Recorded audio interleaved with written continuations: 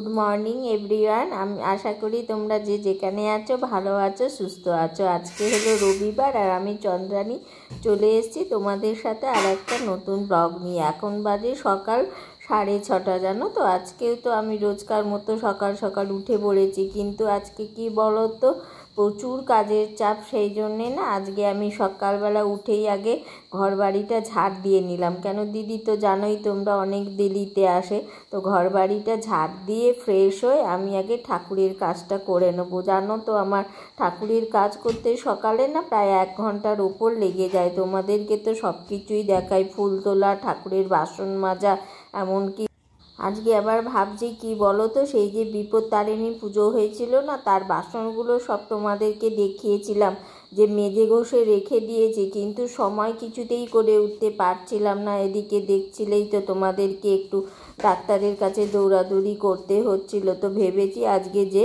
এই জিনিসগুলো আজকে একটু গুছিয়ে একবারে রেডি করে রেখে দেবো, নাহলে না বাসনগুলোতেও তো আবার ধুলো পড়ে যাবে বলো তো। এমনিতেই তো ভীষণ নিচের ঘর বাড়ি, তো ভীষণ ধুলো হয় জানো, দেখাই তো তোমাদেরকে, প্রচুর নোংরা পড়ে। তো সেই জন্যে তো চলো এখন আমি কাজটা করে নিই, ঘর বাড়ির কাজটা করে নিয়ে আবার ফিরে আসছি। দাঁড়াও একটুখানি বাদে, এই দেখো চলে আসলাম। এবারে আমি ঠাকুরের ঘরটা পরিষ্কার করে নেবো। ঠাকুরের ঘরটা পরিষ্কার করে নিলে মোটামুটি আমার সব কাজটা এদিকের কমপ্লিট হয়ে যাবে। ঠাকুরের ঘরটা মুছে নেব, মুছে নিয়ে এবারে আমি দেখো বাসনগুলো না এই যে এখানটায় রাখি। আমার তো সব বেশি বড় বড় বাসন, সব যেগুলো ছোট ছোট মানে একটু রোজকার লাগে বা নিত্য নৈমিত্তিক পুজো হলে লাগে, সেগুলো ওখানে রাখি। আর এই দেখো গোপালের জামা টামা সব ধুয়ে একদম পরিষ্কার করে দিয়েছি। ওদের আবার রোজকার জামা রোজই ধুতে হয়। আর এখন না কিছু আনাজ আমি কেটে নেবো। আজকে তো লোকজন বাড়িতে আসবে, কতটা তোমাদেরকে ভিডিও করে দেখাতে পারবো আমি জানি না, হয়তো কিছুই করতে পারবো না ভিডিও। কেন বলো তো, লোক আসলে খুব অসুবিধা হয়ে যায় এসব ভিডিও টিডিও করা। তখন এবারে আমি চলে এসেছি, দেখো রান্নাঘরে বসিয়ে দিয়েছি, শুক্তো বানাবো, তাই জন্যে উঠছি। আর বেগুনটাকে প্রথমে ভাজা ভাজা করে নেবো। আর এইখানে দেখো সব শুক্তোর আনাজ একসাথে কেটে রেখেছি। আর এদিকে দেখো চালটা ভিজিয়ে রেখেছি। আর ওই দিকে দেখো বিনস কেটে রেখেছি, গাজর বিনস সব দিয়ে না আজকে মুগের ডাল হবে জানো তো।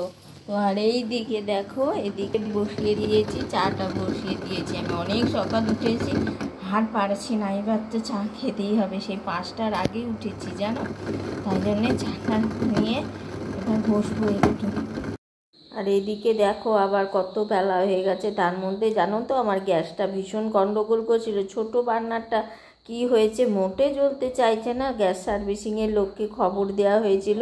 যাই হোক, থ্যাঙ্ক গড বাবা, আজকে রবিবার, তার মধ্যে এসে গেছে, ভালো হয়েছে। না হলে না ভীষণ অসুবিধা হয় গো একটা গ্যাসে। তো চলো এখন আর আমি কি করব বলো তো, এখন কটা বাজে জানো, দুপুর 1:30 বাজে। আমার তো পুজো পাঠ কিছুই হলো না।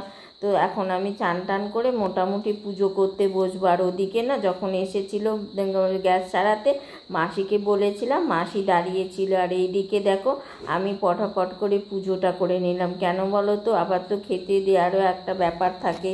তো সেই জন্যে চলো তাহলে আজকে আর ভিডিওটা না বেশি বড় করতে পারবো না গো।